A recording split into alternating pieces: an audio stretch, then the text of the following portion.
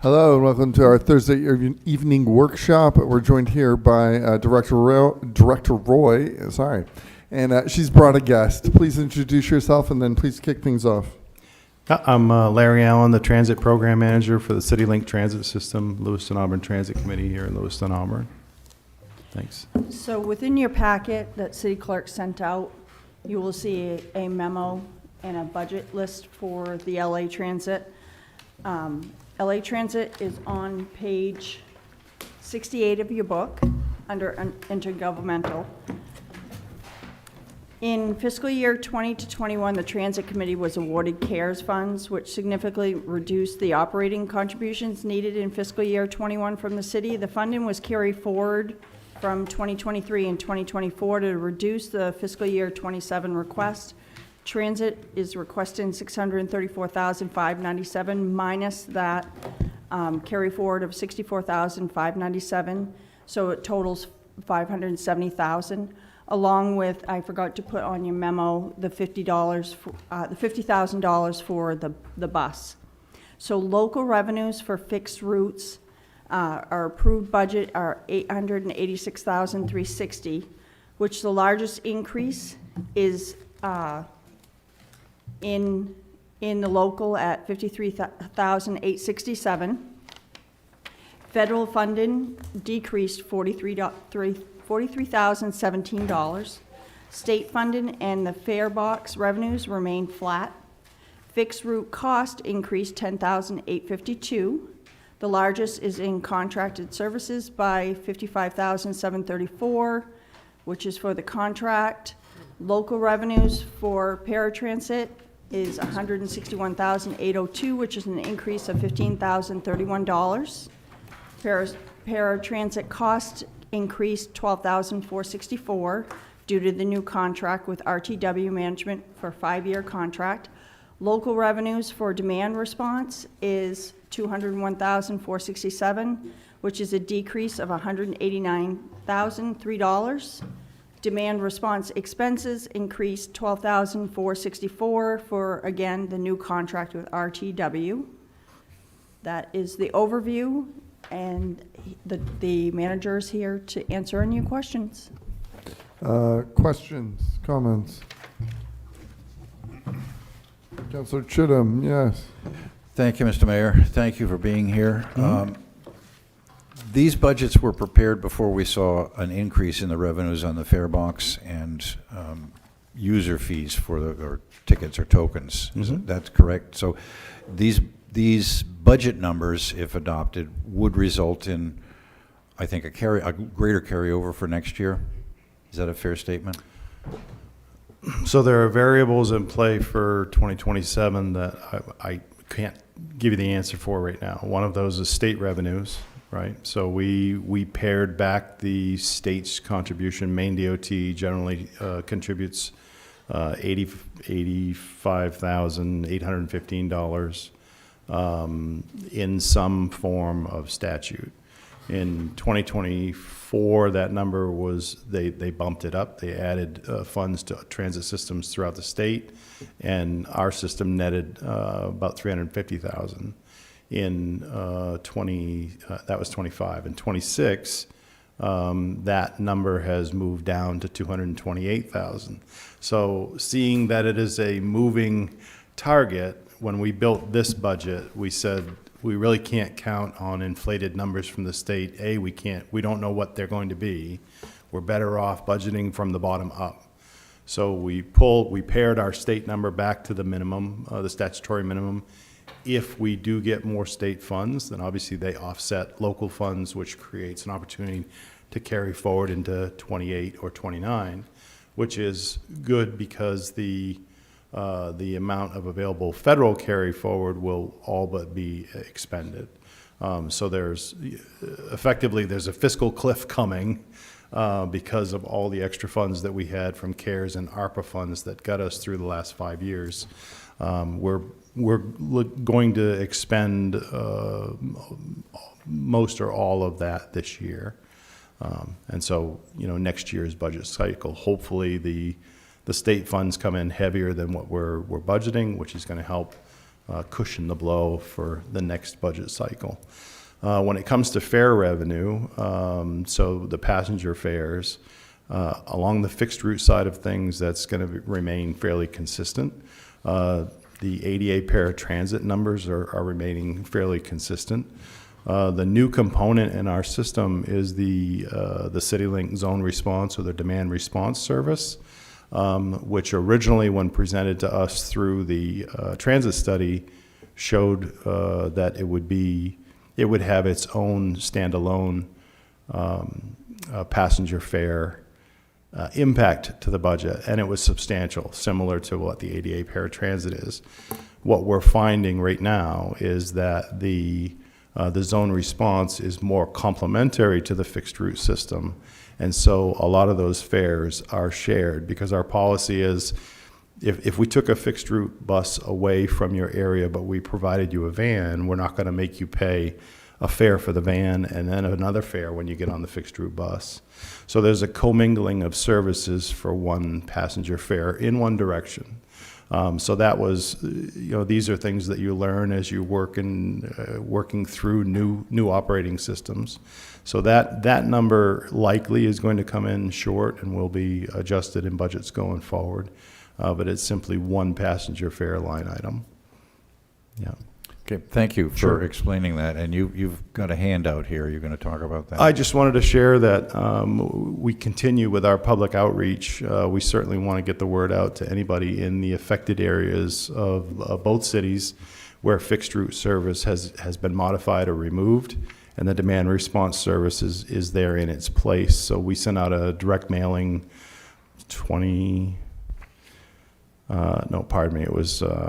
9 or 10,000 pieces that went kind of specifically targeted to the zones that CityLink provides van service to get the word out. And I just gave you an example of the images and information that were on that mailing when it went out.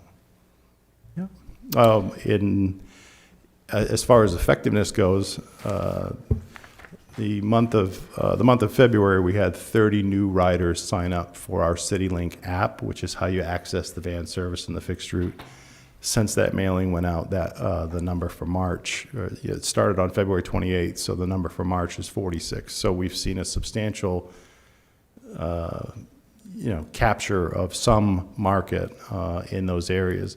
And when I looked at it about 2 weeks ago, 95% of the new accounts in the system where somebody registers as a rider are in areas in those zones. So we know that the message is getting out there. So that's good. Great, thank you. Councilor Najin. If you could just briefly go over, so the rapid response routes were actually supposed to reduce the overall cost and also make the bus service more timely on the fixed route. Am I correct on that? So the demand response was it was supposed to reduce the overall operating costs. So instead of sending a diesel bus that gets 4 or 5 miles an hour in every hour and has a replacement cost of $600,000, we're able to put $70,000 handicap accessible vans that only go when they need to go, right? So, and these are hybrids that we're actually operating or that the contractor's operating. So the fuel savings, it's based on demand. So instead of just constantly burning that fuel on those routes, for 12 hours a day, the vans are getting into those areas when people need to travel. So generally speaking, the system's more efficient and less expensive at this point, and the difference that we're seeing here is the loss in the CARES Act funding. Am I correct on that? Could you just speak to that? So you're not seeing the loss yet. This budget includes some of that carry forward CARES Act funding. So when we changed our mode from just the fixed route and the ADA complementary paratransit, it went out to RFP. We got 2 qualified responses. Both of those responses resulted in a net increase somewhere around 20% overall system wide. So when you have a $1.9 million operating contract and now it's $2.3 million, The difference between the two contractors was about $80,000 over 5 years. So it's consistent pricing, but that was, so as we changed modes, as they increased wages for drivers to make sure that the seats were full, all of those cost drivers that every department in your city, I'm sure, is facing, has really accelerated the cost overall of the system. So I don't think it's fair to assume that it was presented that this is going to be, a huge cost savings over where we were before. What it did do is give us a comparable cost structure. So and we did look at 12 different versions of changes in the service scenario, and the first one being don't change a thing. So the difference between that and this modified service, was a matter of a couple $100,000 on a $3.5 million budget. And the fact that would be our baseline to be able to potentially add service areas, respond to new development, right? So if there's a new housing development going in an area that doesn't have fixed route service, we can immediately open up the geofences on the demand response and provide service until we see that such demand is enough there that it makes sense to put a fixed route bus on it. So all of this is kind of converging at the same time. System information, GPS tracking, automated passenger counts. We're able to geolocate how many people are getting on or off at Hannaford versus Shaw's or any stop along the route. And of course, we have all that information in the demand response vans as well. So we went into it with, basically some good best practices in operations, and we have added technology. So we're adding best practices and information. So what we know a year from now is going to be, could be transformative in the direction that transit goes. We may recognize or be able to recognize other low ridership areas where fixed route is, maybe pare back a fixed route line, add more demand response, or vice versa. Maybe we're sending the vans out into this particular area so much that it may make sense to revisit the fixed routes. So at this point, the way we offset the cost of the overall system is to increase ridership, and it's Yes. more accessible now than it was before. Less wait time, you have the That's on-demand correct. service. Yep. Okay. Yep, much more user-friendly. CityLink app, it functions very similar to Uber or Lyft, frankly. Yeah. Okay. And the only other thing I just want to touch base on briefly is bus shelters. Yeah. And so Bates College has requested Yes. a bus shelter and has donated, I believe, $10,000 into 20. the system, $20,000 Yeah. into the system. There's still a need for some type of bus shelter at CMMC. I think there was conversation about updating the bus shelter at Tall Pines. Yes. And there's one that desperately needs to be taken out Yep. at College Montello and Fair. Yes. So I'm just wondering what the timeline is for any of those things. And Yeah. in this budget, does it account for Yeah. these things? So those things are not accounted for in this budget. CityLink has, we were awarded a capital grant from FTA. The application is in, but all the T's and I's have not been dotted and crossed within the FTA system. So it's a discretionary. And the discretionary, which we won, which was supposed to take care of all of the shelter issues, rehabbing the Oak Street bus station, replacing the door that keeps getting damaged every time the wind is real bad in Auburn, taking care of Tall Pines, taking care of adding a shelter at Bates, adding a shelter at St. Mary's where there isn't one. So all of those things are kind of tied up in a federal grant, which we have not, we haven't actually received. It's not active yet. So we're going to work around on the Montello Fair and College. We're going to get the glass pulled out of it. So it's not a comfortable environment for a homeless stay. And then, I expect in the next couple of weeks, we'll be able to have that structure out of there. And then we're going to get the glass, get a quote on glass replacement and see if we can move that one to Tall Pines where it already has a pad. So that's the easiest thing for us to do within our operating our capital budget. So, the 50,000 that each city is putting in the capital budget is truly designed for bus or bus facilities, capital expenses along buses or bus facilities. And that's as it is defined with FTA. So that includes shelters, bus stations, and buses. And so, we can exercise some of those capital funds, not necessarily out of the operating budget, but we could exercise some of those capital reserves to help take care of some of these now. So just to follow up on that, we don't really have a window as far as when we would see the Bates Street or the Bates bus stop. Not right now. And since there is $20,000 that has been given towards that, could you release an RFP to ask somebody to build one for $20,000 or under?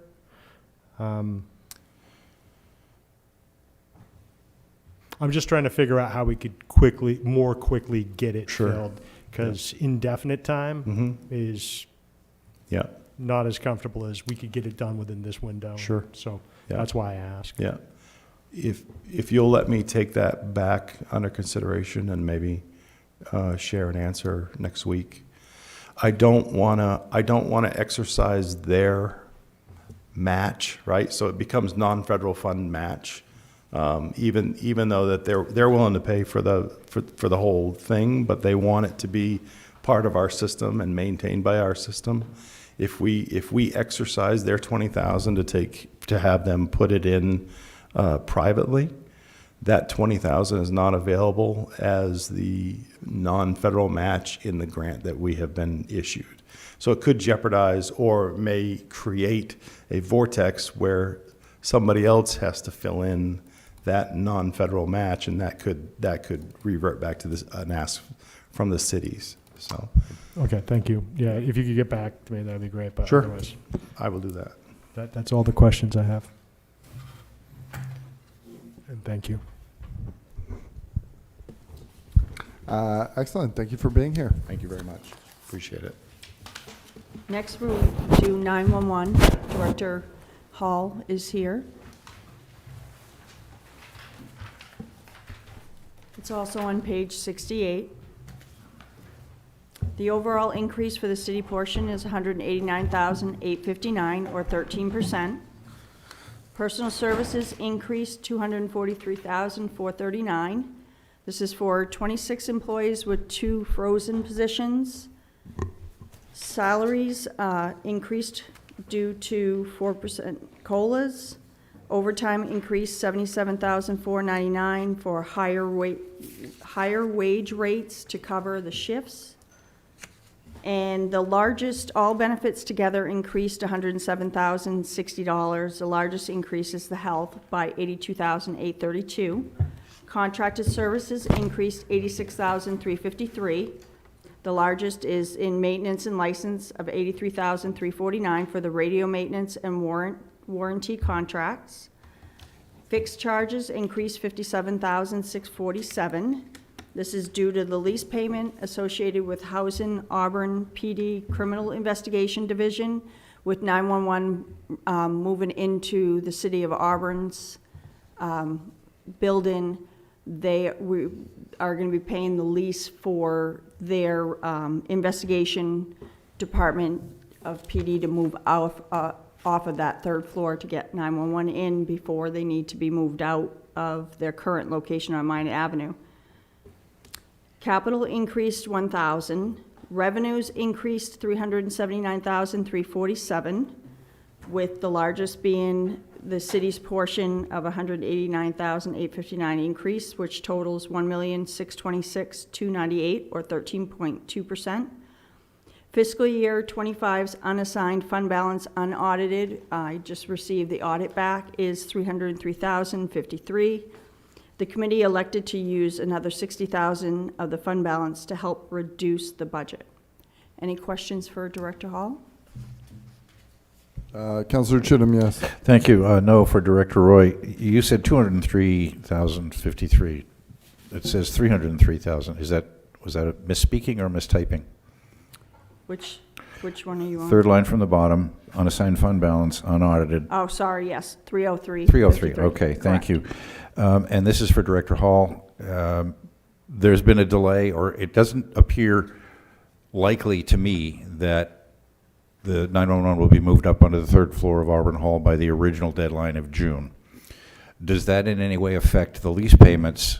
Will the investigative division of Auburn PD be able to remain on the third floor longer than we had anticipated, thereby saving any revenues there? And if so, has that been reflected in the budget? That would be wonderful. However, no.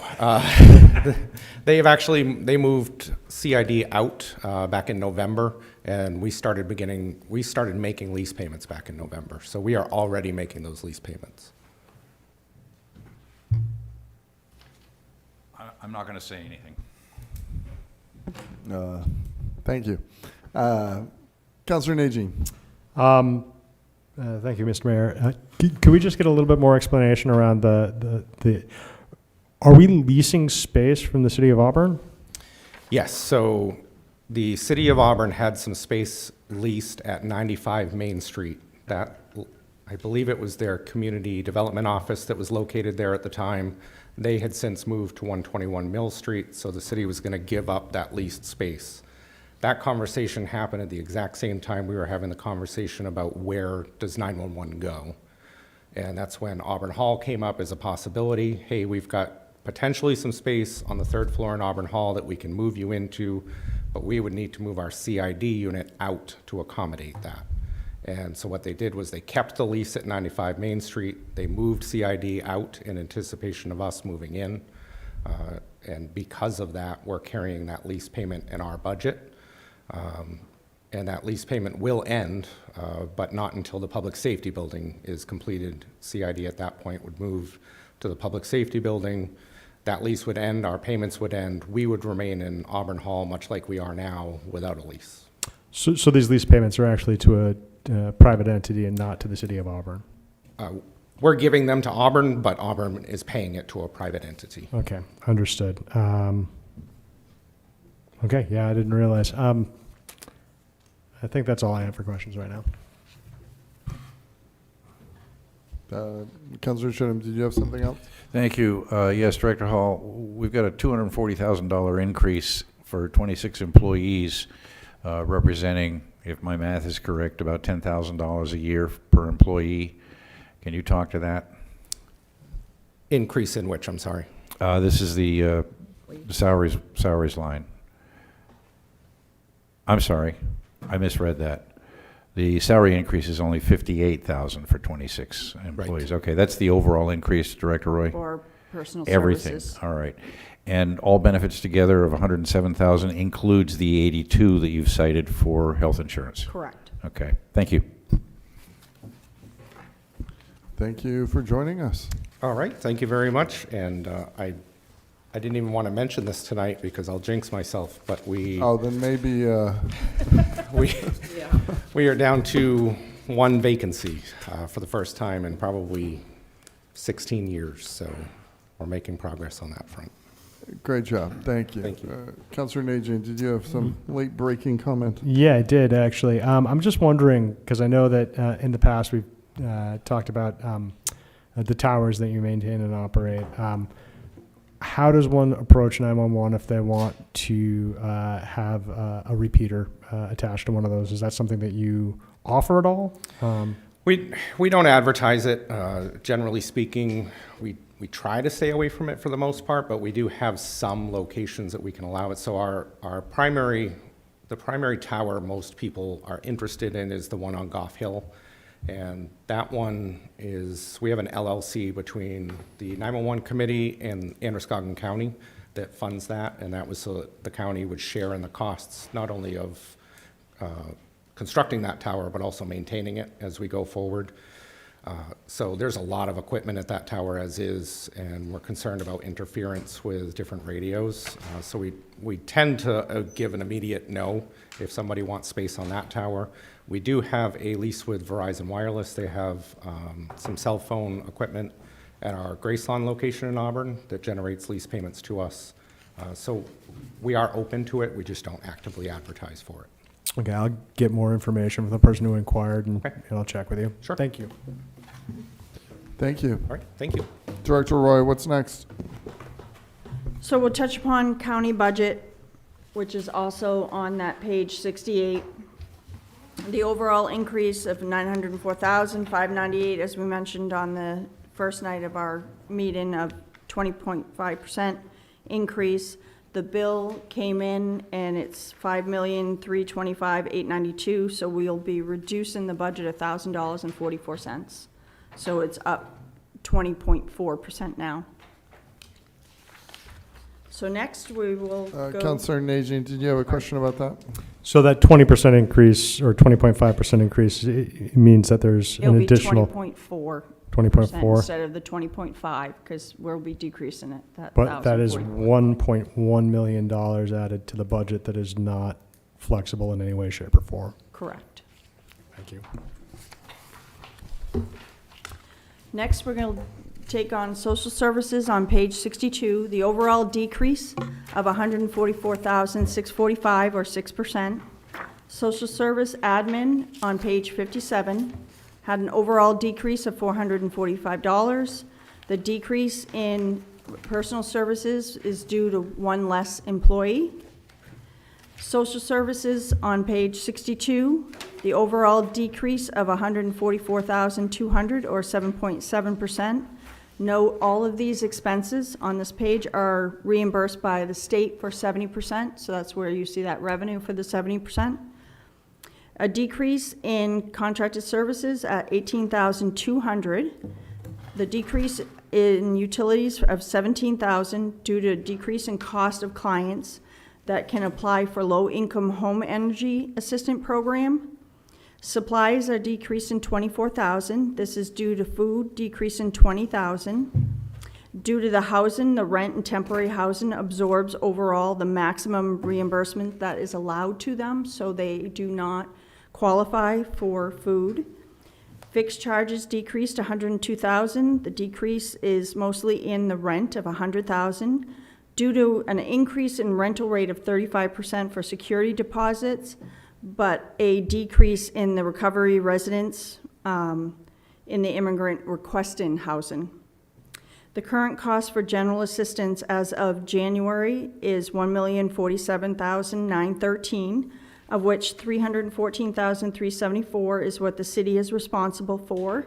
This is less than 30% city portion was at this time last year, which was $442,367. I also, or sorry, did you want to say? I also wanted to mention that I did give you Director Brackett's statistical sheets in case you had any questions. I also wanted to mention that Director Brackett unfortunately cannot be with us, but I've spoken to Director Roy, and she will record our questions for Director Brackett and then forward them on should there be any questions. Councilor Najin. Quickly on I think we've asked this before, but I just want to verify. The interpreter services, is that a contract or It's how do we acquire the cost, and is there shopping around for it, I guess is the question. Right, it's a phone line that all the departments use when needed. And as Director Brackett had mentioned before, they're starting to see higher amount of clients that they have nobody that can speak that language. So they're having to use that language line more often. Okay, and ultimately that language line is the only one that we can use, or I'm just trying to figure out if there's a way, like, is there another option that's cheaper anywhere or Right, not? they've looked at, I know that we had at one point a tablet, but it's hard using a tablet when the customer has no idea what language they speak. So you kind of have to like show the languages to them and they point to it, and it's a lot harder to use the tablet. It's been a lot easier using that language line. Thank you. Councilor Harriman? Thank you.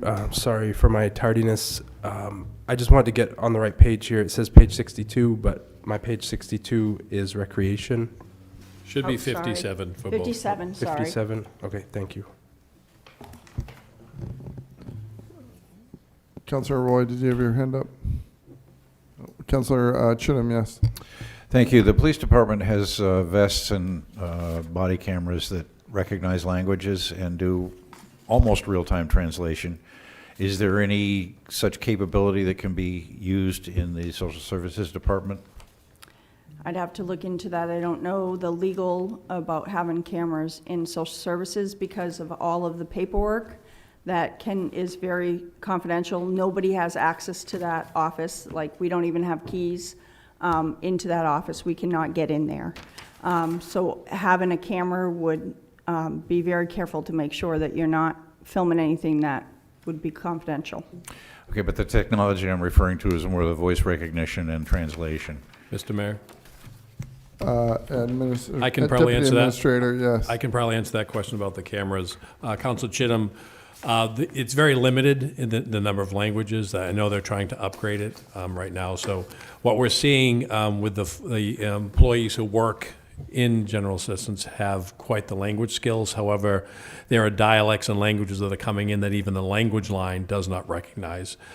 So this is the best way to at least try to attempt to do the translation services with them. And I don't believe that the body cameras they have would be able to keep up with what we're seeing coming into general assistance. Thank you. Any other questions for, yes, Councilor Nagy? So on these types of auxiliary services that we're required to provide, do we also get a 70% match? So, for instance, the language translation services, because it's through GA, do we get reimbursed for that?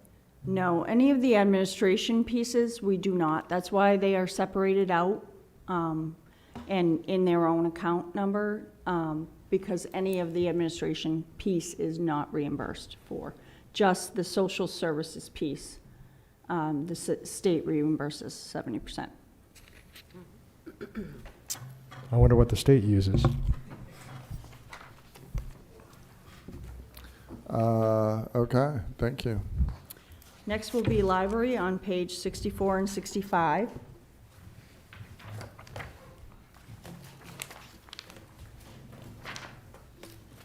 Director Houston, thank you for joining us.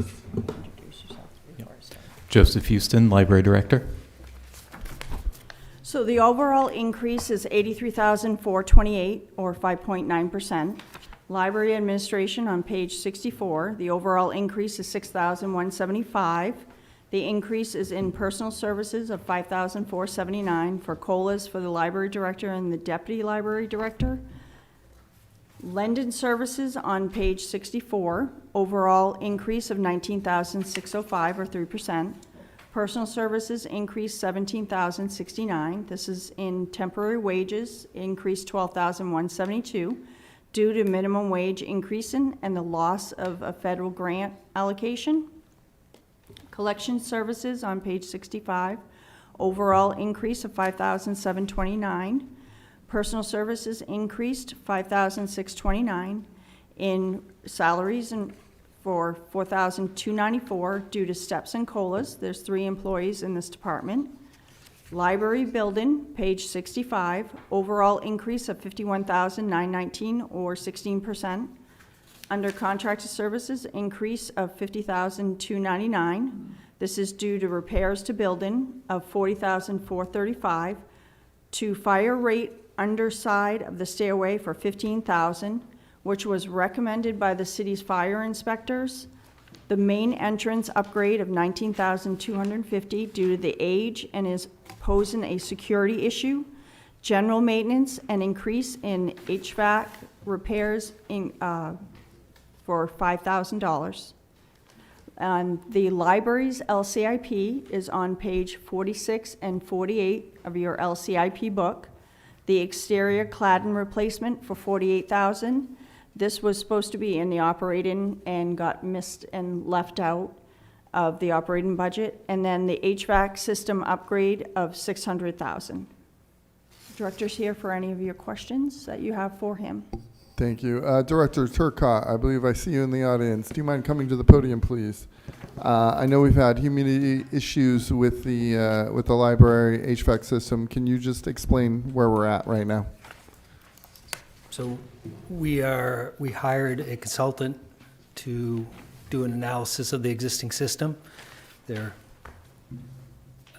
doing kind of, it's a 3-day process of researching the existing equipment and looking at the controls and the settings and seeing where they can make improvements, and they're going to come back with a report for us.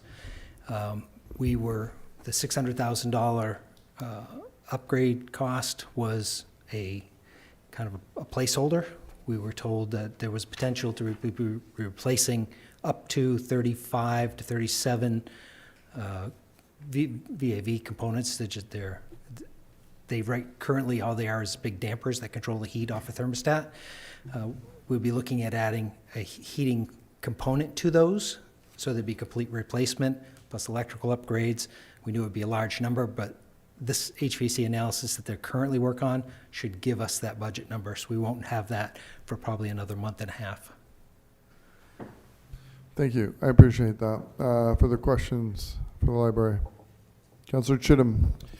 Thank you. And I'm not sure, well, I guess, Mr. Turcotte, the doubling in carpet removal, this was carpet that was damaged because of excess humidity and water. Why was it so underestimated? I'm gonna defer a little bit to Joey. I think the doubling you're seeing is for carpet cleaning, and Joey could probably give you a good explanation. Yeah, so that is referring to carpet extraction. So we are supposed to basically clean the carpets twice a year. The amount that was budgeted previously, I don't know if it was budgeted, I don't know how the calculations were arrived at, but when the contractors arrived, they said we price by square footage, and what we had set aside was enough to do half the library. And so doubling it, we'll actually get to clean all of the carpets in the library is the idea. So extraction is the wrong word then. This is really cleaning. Yep. Okay, all right, thank you. And I noticed that contracted services essentially is flat across the board. Now, security in the library is a contracted service, is that correct? Correct. Can you speak to the flat funding of security and how it's being used? I know we had a discussion a year ago about the number of contracted security officers we had in the building. You had there was a term for them, library employees that had been certified. Could you address that whole issue? Sure, yeah. And so this calls to mind another issue I wanted to bring up, which is, I know none of these budgets that you all work on are disconnected. They don't exist in a vacuum. So there are things that you all invest in and support in other departments or that go in other buckets that then affect all the other departments as well. And my point in saying that is the additional investment in infrastructure for those who need shelter or warming center services, that has impacted the library in a huge way, and that we have had far fewer security incidents, far fewer behavior incidents. This winter, typically winter is when behavior incidents intensify because you have more people driven into the space for warmth who don't have other options. Now that those other options exist, we've had a lot better experiences for staff as far as dealing with those issues. And that also speaks to why we don't need to increase the security contractors. What we have in place is doing a great job. The building monitors, as you mentioned, they are seeing fewer incidents, and we feel like we really have things under control at the library. So, thank you for that. So,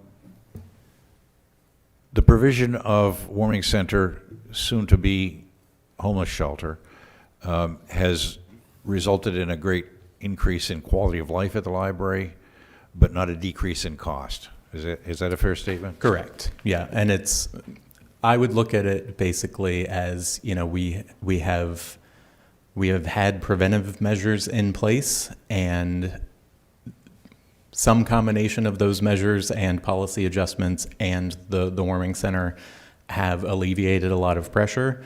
I wouldn't want to sort of step off the gas, so to speak, and be like, well, we don't have problems now, so now we don't need security. We've seen how that has happened with the resurgence of certain diseases and things of late, where you step off of the preventive measures and you end up with the problem again. So I think we can certainly reevaluate the level of coverage needed in the next couple of years, but I wouldn't want to do it based on one good winter. That makes sense to me, and I do hope that we do that, because the city has committed $400,000 a year to support that shelter. One of the arguments that was used to justify that is that we're going to be seeing reductions in costs in other areas. Yep. Not only the library, but in policing and so on. I'm trying to identify those, particularly this year. So I'm hoping that we keep I keep our mind connected to our foot on the gas pedal. I appreciate your answer, but I would like to keep an eye on this as we go forward. Absolutely. Thank you. Councilor Martell. Excuse me. Thank you, Mr. Mayor. My question was answered. Thank you very much. I was curious as to why we weren't going to see a reduction in security costs. Yep. And I think you answered that. Thank Perfect. you very much. Councilor Najin. Thank you very much, Mr. Mayor. Director, I just have a couple of questions. One, and I don't mean to quibble about like the cost of the extraction, but like, are we tied into the particular contractor that's cleaning the rugs? Is there a way to look for cheaper rug options? Because $18,000 sounds like how much square footage do we have of rug? I'm going to have to defer most of that to Louis. He knows the building a little better. This is a little bit of a guess standing up here at the moment, but I think we're roughly 36,000 square feet in the library. I don't know if all of that is carpeting. Right. That's total square footage, so carpeting constitutes a big part of that.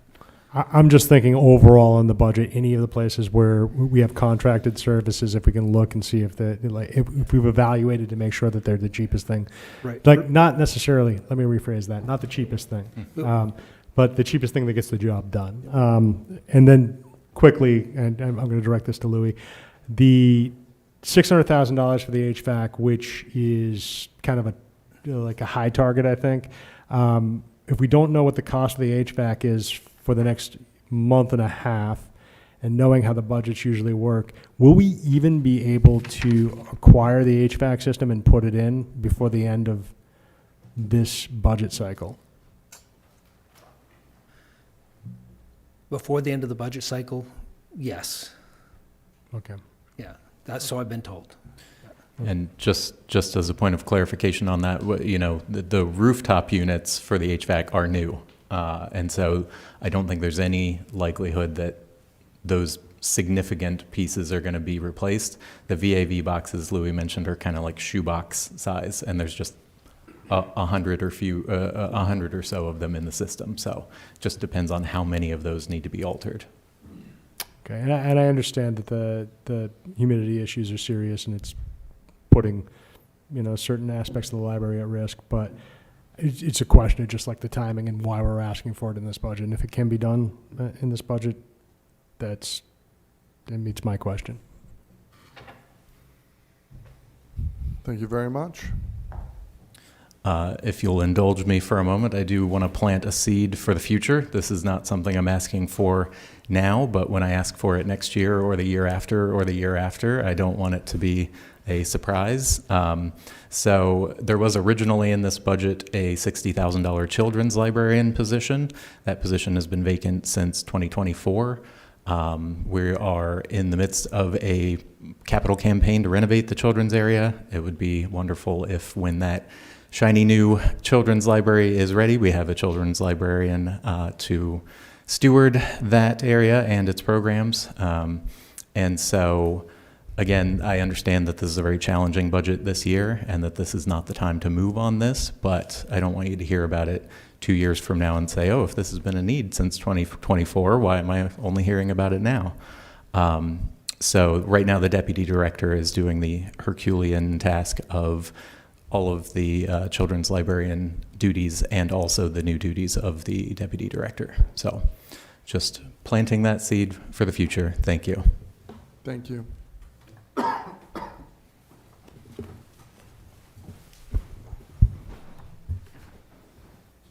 Next will be Planning and Code on page 49 of your books.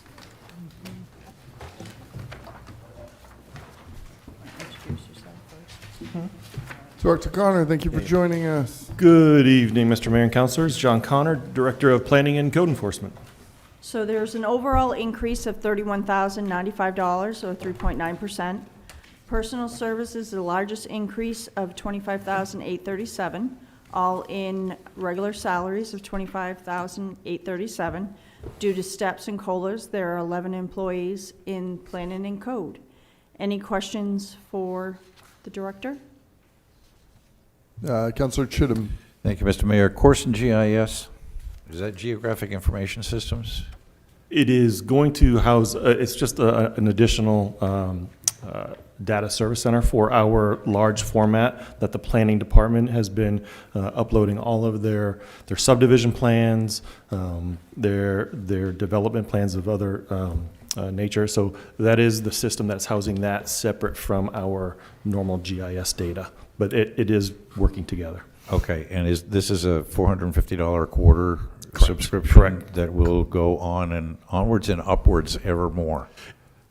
The rate has not changed for us from last year to this year, surprisingly. Okay, don't say that out loud. I won't. That's the only question I have. A comment. Thank you for all that you're doing. I'm going to be sending you pictures of trash bags, particularly on Pine Street on Tuesdays. So you'll have some more tools to work with. Thank you for your work. Thank you. Councilor Najin. Thank you, Mr. Mayor. Director, just a couple of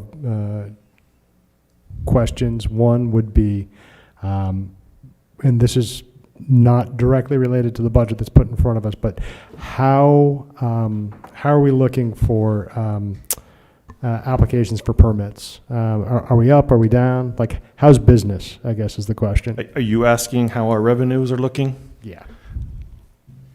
Do you want to answer that? I don't have it right in front of me. I thought you were going through it later on this evening. We are going through on Thursday night. He is increasing his permits, and I'll have descriptions and totals for those. I believe I did email those out to you. Hold on, let me pull it up. I believe I emailed those out to you, the notes for Thursday. I can say we're around the $350,000 range right now for building permits.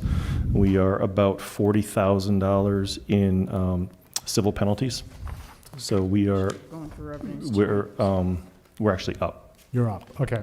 Yep. And obviously, I know that your department's very busy. And so I think one of the conversations that we do have to have at some point is with the new trash system, how that works with, I mean, we don't have a code enforcement officer to follow a truck around. So, you know, again, I'm not completely sold that we have to accept this new system because it's a lot of expense with a reduced level of service. But there's also an onus on both Public Works and code enforcement to make sure it works. And so, like, we have to have that conversation at some point. Absolutely. Not during the budget, but. Yeah, if I may, we are having a meeting with the Public Works folks on April 1st to sit down and go over some of their policies and procedures for the cart to curb and how it will be enforced as they write that ordinance. So there will be some strategizing and planning to come. Okay, appreciate it. And I'm sure that you'll be able at that point to say, this is how many man hours we're now looking at Correct. in order to implement this. Okay, thank you. Correct. Awesome. Thank you. Excellent. Thank you. Actually, we were going over revenues later tonight. Sorry. I was thinking it was next week. Perfect. Debt service is on page 66. The overall increase of $1,041,739, or 13%.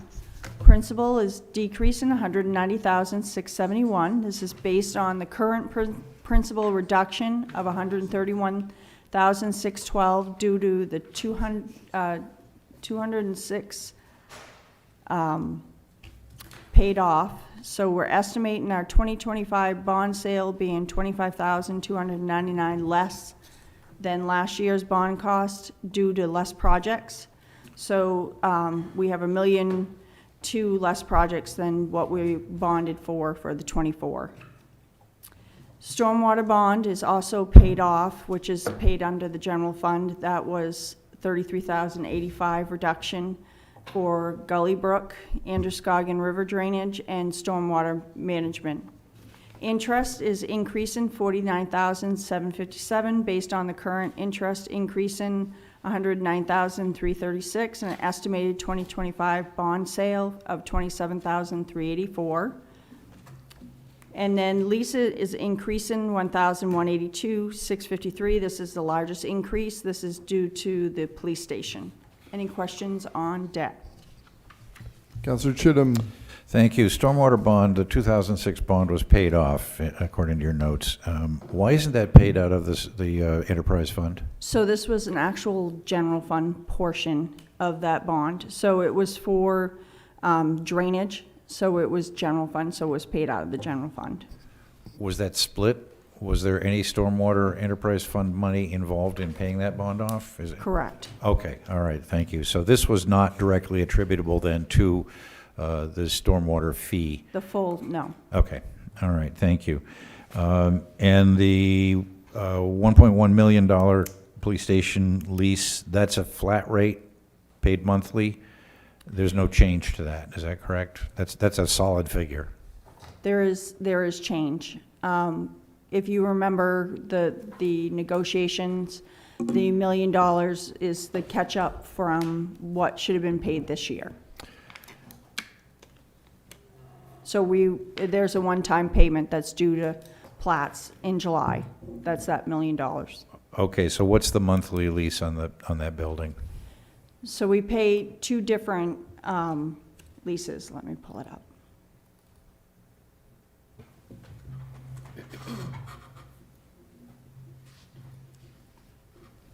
So we pay a lease of $123,010 a month. And then we also have the $35,000 a month lease. So the $35,000 a month is the actual lease for the building, and the other portion of the $123,10 is the amortization. So it's the debt for the work that was done on the building. Okay, thank you. Now, Mr. Mayor, can you remind me, is there information that we've discussed in executive session that can't be discussed here? Regarding? Lease payments and payments acquisition of that building. Administrator Kainrath, can you think of anything? I don't have anything. Deputy, anything? I will say back in October, we brought it in front of you folks that you voted on after we did have several executive sessions on that. I just pulled up the agenda information sheet. We discussed the cost of the build-out. A one-time lump sum payment of $115,803.90 will be paid on July 1st, 2026. This is based on the $7,950.94 per month that was deferred. You do all recall that we had some back and forth over the cost and the work that was done in the building with Platts and Associates. I guess I would prefer to talk about things that matter now and not rehash the past. Well, I am going to be asking about our path moving forward in terms of financing that building. I think that does matter now, and I'm not trying to rehash things that are in the past. I just want to know what we could talk about. Listening to Deputy Administrator O'Malley's comments, I think everything is now publicly available. So there was talk about acquiring that building and purchasing the building outright in the future, and I think we accelerated the potential timeline for that. Is there any money in this budget that would accomplish that, or that would allow us to get out from underneath the lease payments any earlier than we had anticipated? No, the amortization schedule, we'll be getting caught up with what was owed to Platts for fiscal year 26 that wasn't budgeted. But we do have the option to purchase that building outright at some point in the future. Correct. And there's no recognition of that in this budget. Is that correct? No. Okay, thank you. Councilor Najin. Thank you, Mr. Mayor. Just to follow up kind of on that line of questioning. So it's about 100, if I'm right, $158,000 a month that we're paying, 123,000 and an additional 35 for the lease, right? It works out to be approximately $1.9 million per year is what I'm showing. And so I guess the question that I have, and I know we're paying interest on that portion, the 123, what is the interest rate and how quickly could we bond in order to wipe out what I'm saying is if we bonded and carried this debt as a public debt, is our interest rate lower, and do we have an option to do so? We would need to go out to the voters due to the amount. So it would have to go out to the voters to vote on purchasing the building first. Interest rates are considerably around the same. They really haven't dropped that much they've dropped, but not as much for bonds, for governmental bonds. The interest rate that we're carrying with Platts is comparable to what a I'd bond have interest? to look back at the amortization schedule. I don't have it right on me. I do have it in my, on my desk. So when I'm paying the bill, I can get that to you, to Okay. what interest rate we're paying. The only reason why I'm questioning this line here, $2 million per year to basically rent to own, if it's more expensive than asking the public if we could simply bond to buy the building, it may make more sense to bond to buy the building. And I think the police department's still going to need to be somewhere, and it's going to be that building. And so if it saves money, it makes sense. So yeah, if you could I get can back. get all that information for you. Okay, thank you so much.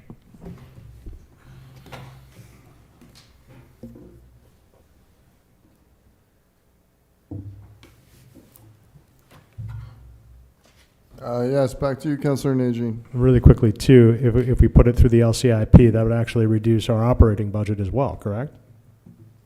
We'd have to look and see the requirements since it's was already done. I'd have to look at all the requirements and talk to the bond counsel on that. Okay, I appreciate it, thank you.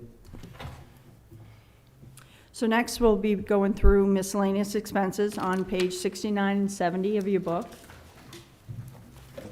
So some of these we all already touched upon on March 12th. The overall increase is $1,324,761 or 9.6%. Insurances on page 69, overall increase of $503,276 or 8.8%. This is due to the non-fringe related insurance coverages of $150,892. Increases in insurance auto, $123,339, due to $120,000, as we mentioned the other night at the police budget for the take-home vehicles, and we're estimating a 10% premium increase. Properties, $17,995 increase. We're estimating a 14% premium increase. Liabilities going up $7,448 with a 13% premium increase. Fidelity, $472 for a 5% premium increase. Public officials liability, $849. We're estimating a 3% premium increase, and mobile equipment, $789 at a 10% premium increase. All of these coverages are provided through our membership with MMA and their municipal risk pool. Retirement is on page 69, decreased in $290,694. This is due to all the frozen positions. Workers' comp and unemployment, we touched upon on March 12th. On page 70, increase in $488,288, already reviewed during the first, as I mentioned, due to the increases in wages and the workers' compensation. National Council of Compensation Insurance rates going up. Dues and donations on page 70, they decrease in $38,996 or 8%. Dues are flat. The dues are for Maine municipal associations. The donations decreased $38,996. A decrease in $2,496 for the Hillside Snowmobile Club.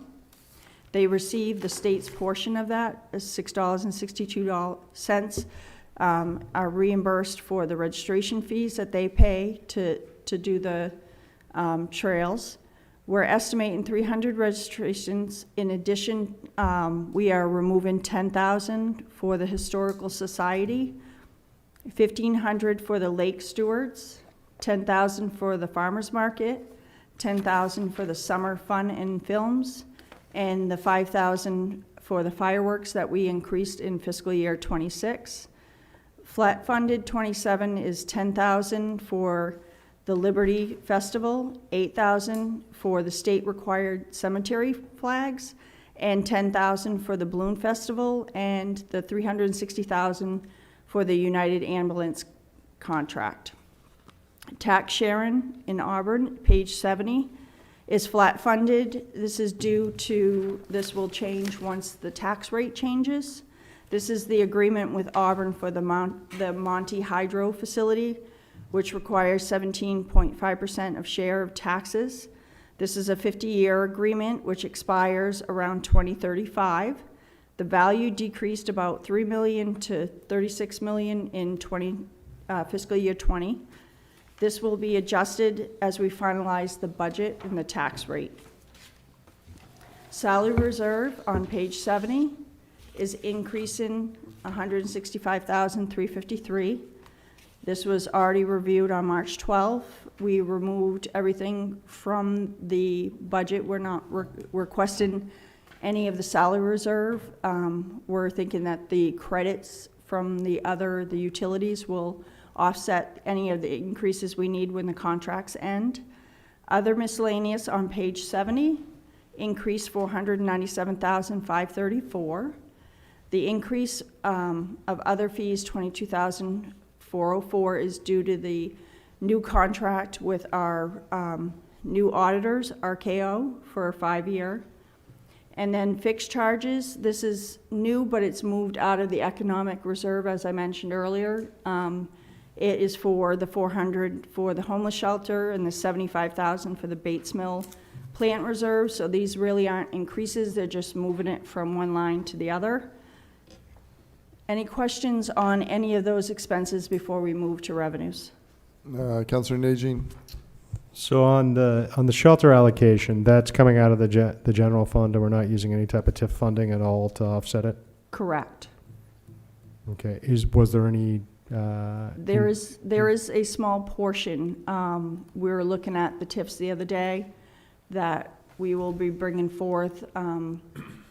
He noticed that he has about 106,666 that we can use for that homeless shelter, so we plan on reducing that 400 by that amount. Okay, so you'll be offsetting it by some of the TIF Correct. funding? Okay. And then as far as the donations are concerned, I noticed that there's a lot of them that we've either reduced or aren't here, removal. And so the question is, did people apply for these or did they not? So yes, so next, I believe your next meeting on Tuesday, you'll have 31st, presentations? Mr. Mayor, if I may. On the 31st, we have compiled the list. There's actually more applications of people that have applied. So we're bringing all the cash and in-kind requests. We've invited all the nonprofits and the groups that are asking for that money to giving them the opportunity to appear in front of you, which we've done in the years past. Thank you. Councilor Chittum, yes. Yes, I don't remember whether I've asked for this before, but could you compile all of the costs in the operating budget that would be removed if the take-home vehicle program is not approved? So that would be, if the take-home vehicles were not, it would be, hold on.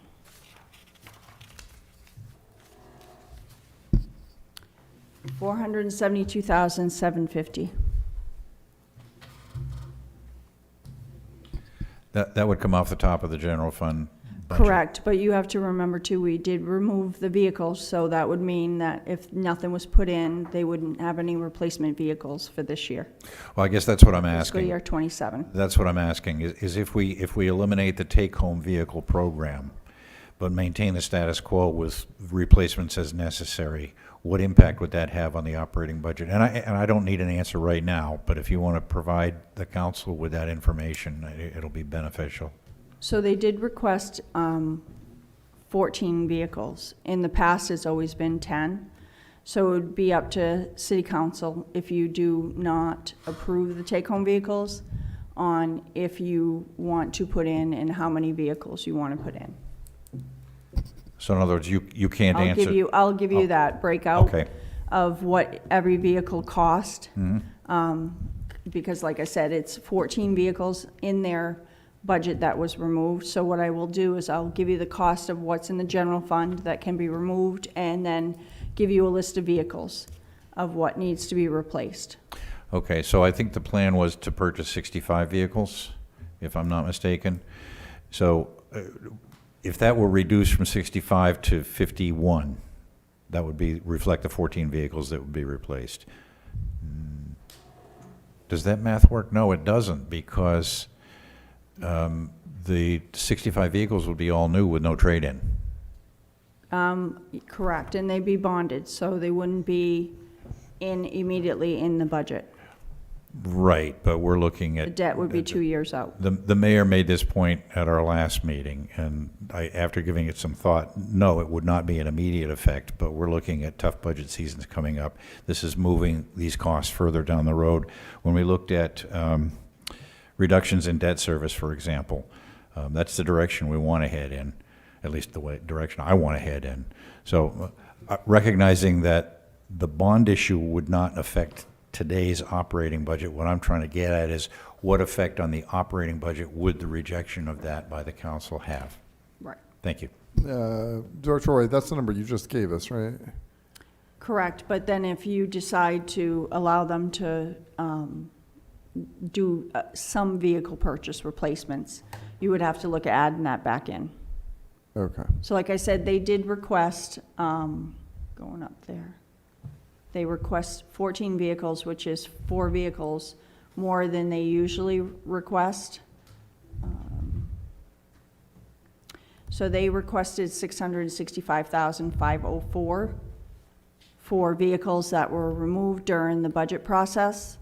So we would have to take a look, like I said, I'd have to take a look and put all of those vehicles separate for you, so that if you do decide to at least put some vehicle replacement in, if you do not approve the take-home, you would know how many you want to approve. Okay. Thank you. Councilor Najin. To follow up on that, I think also cost of fuel and maintenance are variable based on the size of the fleet as well. And so I think, again, like if we have an understanding of how each of those pieces are connected, that gives us an idea of like the general fund as well as the LCIP contributions. I get the point of the list of vehicles, but I also know that the maintenance cost will increase if we have less vehicles that we're purchasing, and I know that the fuel costs will decrease because there are no take-home cars. So like I just want to make sure that we have like a clear understanding of like whatever decision that we decide to go forward, that what it does to the LCIP and what it does to the regular budget. That's all. Correct. So the gas would be 297,500. The repairs to vehicles would be 55,250, and then the auto insurance of 120,000.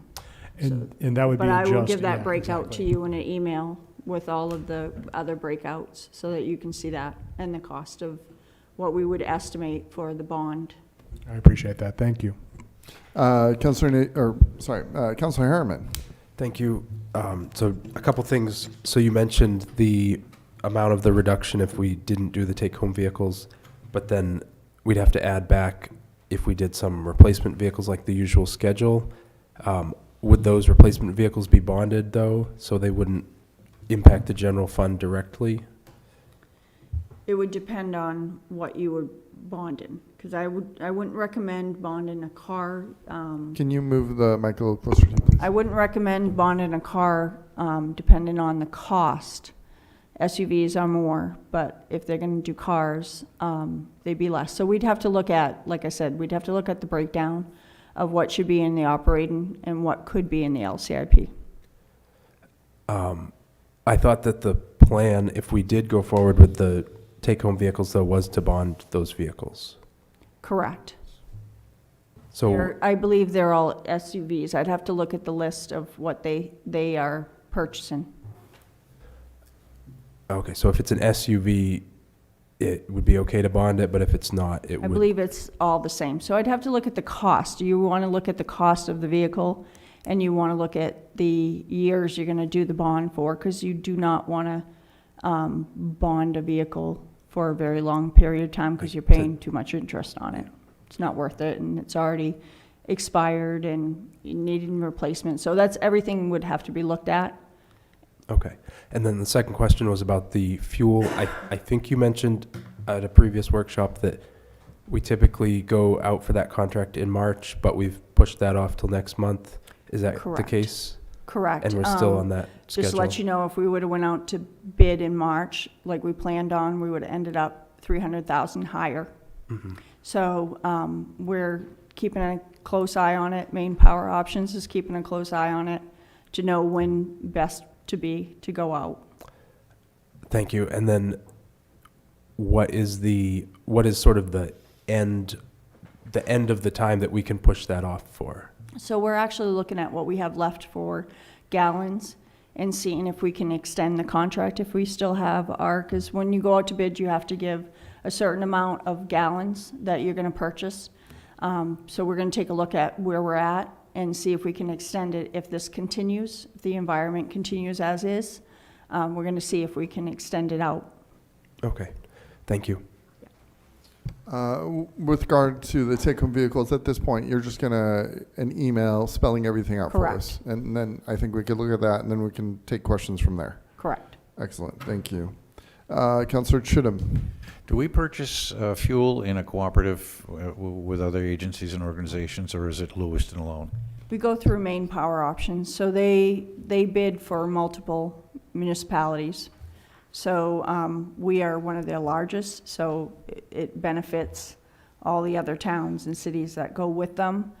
But yes, we get a better rate going through Maine Power Options. Okay, so no, we're not bidding on 200,000 gallons, we're bidding on 2.7 million gallons. Right. Oh, okay, thank you.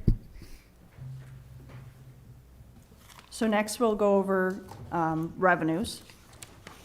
Revenues are on page 11 to 14 in your book.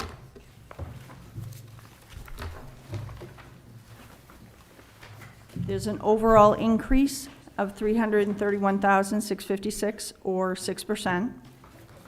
Tax and interest is on page 11. Increase $290,764, 5%. Excise tax, we're increasing $326,656. We continue to see new vehicles coming in. So we're estimating an increase in the excise for motor vehicle. Interest on delinquent taxes, we're increasing $5,000.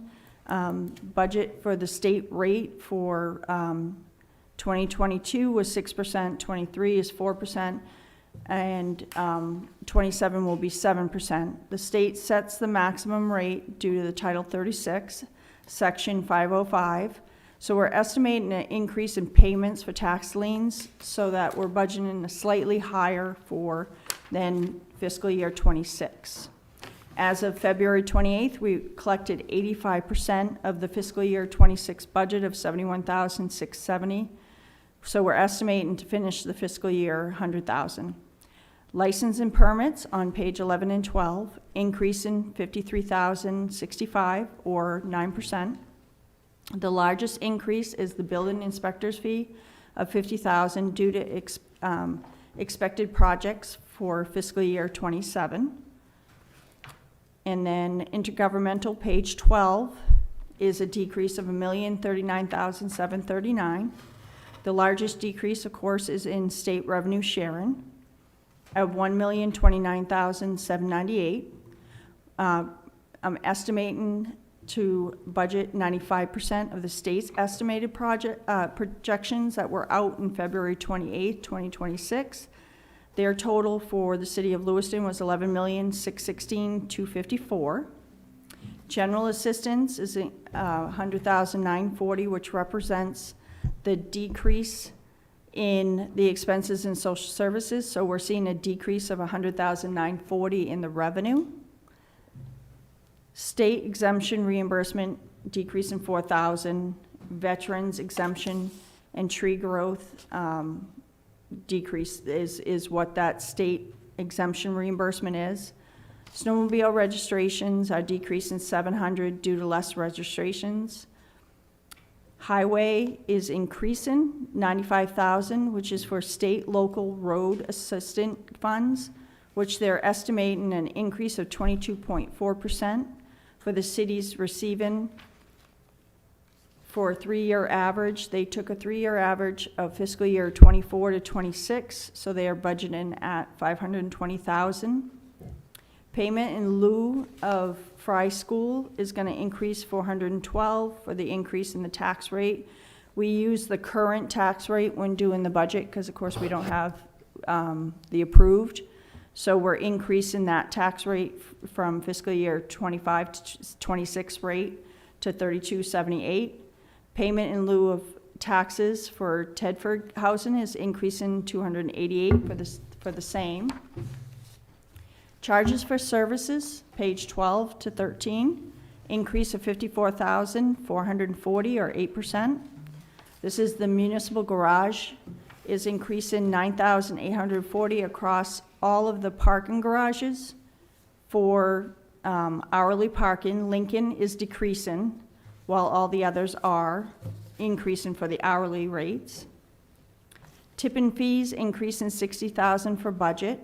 As you saw when we were going over the public works expense, you saw that new expense of 250,000. This is, you'll see the increase in revenue is increasing due to the fact that we're budgeting the expense in the expense account and not budgeting it against the revenue account like it was in the past. So you're seeing that increase. Parking meters decreased 18,000 due to the removal of the meters. Fines and forfeitures are on page 13, increase of 33,600 or 17%. Increasing in parking violations, 51,000 due to the parking enforcement. And false alarms, fire, 5,000 to adjust for receipts. You'll see that the false alarm police are going down 5,000 due to the downward trend. Interest and rents on page 14, they're decreasing 306,461 or 13%. Interest rates are starting to go down slightly. So we are budgeting conservatively for the investment earnings, so we are decreasing $289,000. Monthly parking is decreasing 20,000 due to the TD Bank vacating the office space, so 2 of the garages got hit from that. Franchise fees decreasing 10,870 as we continue to see from people using online streaming. All rents combined are increasing 13,409. The increases are in rent armory, 10,816 for more rentals, increasing 10,000. And the cell tower rent is increasing $816. MDEA is increasing 2,917 due to the larger and newer space. Rental of facilities finance, $220. This is the remaining months for the Red Shop rent. Rent of facilities, library, $500 for rent of Callahan and the conference room rentals. And rent other are decreasing $1,044. This was for the Lewiston Falls hydro rent that ended in fiscal year 24. Miscellaneous revenues on page 14, decreasing $16,154. The bulk of this is in the sale of surplus of $15,000 due to less properties being sold where the city is receiving all the proceeds, with the remaining, if they are tax acquired, going back to the old owner. And sale of timber of $10,000. They do not expect to do any timber this year on fiscal year 27, so they're reduce the revenue to 0. Any questions on any of the revenues? Councillor Chittum. Thank you. Timber harvesting is of interest to me. Is the only land that we harvest timber on out on Old Green Road, or do we own other parcels as well? I can ask Megan Bates, and get back to you on that, where they timber. All right, thanks. Councillor Najin. I had a similar question about the timber revenues. I also, I'm looking through here and I'm just seeing that, some of our revenues are decreasing significantly, and part of that, I think, is the parking with TD Bank, things of that nature. In order to offset some of our costs, revenues are important. And like one of the things that I'm thinking about is the tipping fees and the fact that we're still in arrears $210,000 for the additional cost that we're now assuming because MWAC is not able to burn all the ash that we need back.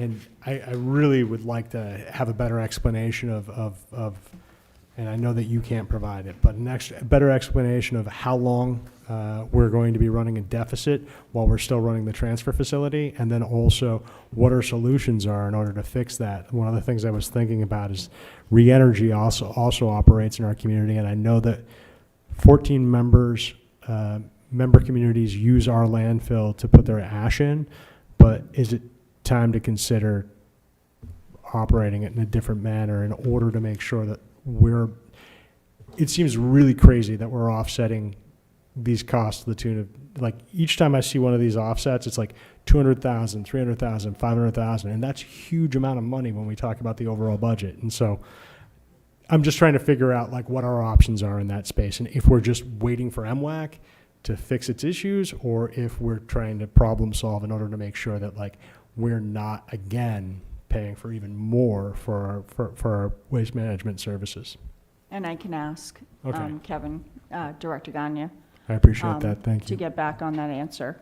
So I know in the past you've asked how many permits we have in all the parking garages. So on Canal, there's 365 spaces in Canal, 261 permits are current. Chestnut, there's 610 spaces and 198 permits. That's the TD Bank. Oak Street parking is 559, and that includes the municipal lot, also the parking garage and the lot. 559 spaces, there's 375 permits out. Southern Gateway, there is in total between the garage and the other space, 405 total spaces, 102 permits are taken out. And then Lincoln Street parking garage, there's 460 total spaces, and there's 108 permits taken out. So that's also the other one that was affected by TD Bank. Yes, Councillor Chittum. Director Roy, could you email those numbers to us? Yep. Thank you. Councillor Najin, back to you. And it sounds like we're talking about somewhere between 20 and 30% utilization for the parking permits for almost all of the, it's like, most of them are at 20%, and there's one that's at 30%. There's, yeah, the largest one that looks to be used is. Please the use your Oak mic. Street- Is Oak Street parking garage is the one that gets used the most. Okay. And with some of the housing that's coming online, we do have expectations of increased usage, especially at the Chestnut, correct? Correct. I believe when the picker lots, if there's the units that were discussed with the council, you'll see that probably fill right up. Okay, thank you. Thank you. Councillor Chittum, do you have a final thought? Yes, and it really pertains to Public Works and solid waste. Thank you, Councilor Najin, for bringing that to my attention. That landfill is not an infinite resource. It's going to be closed at some point, and that closure is going to cost a lot of money. I'd like to know if we're looking forward to, do we have a date when we expect it to be closed? And do we have an estimate today of how much it's going to cost? And are we setting aside a sinking fund to help us do that so that we're not bonding it? Those are rhetorical questions just to get out there. Those can be found right in the audited financials. So there's a calculation that's done every year.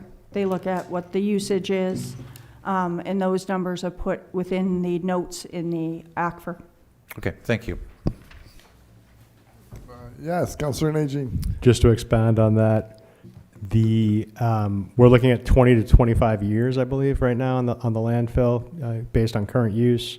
It usually takes about, last time I heard, a decade to approve a new landfill. So we also have that to consider. There is no sinking cost or sinking fund for that, and it's the same issue with our water. We are not setting aside money for the the eventuality that we'd need a filtration system, so.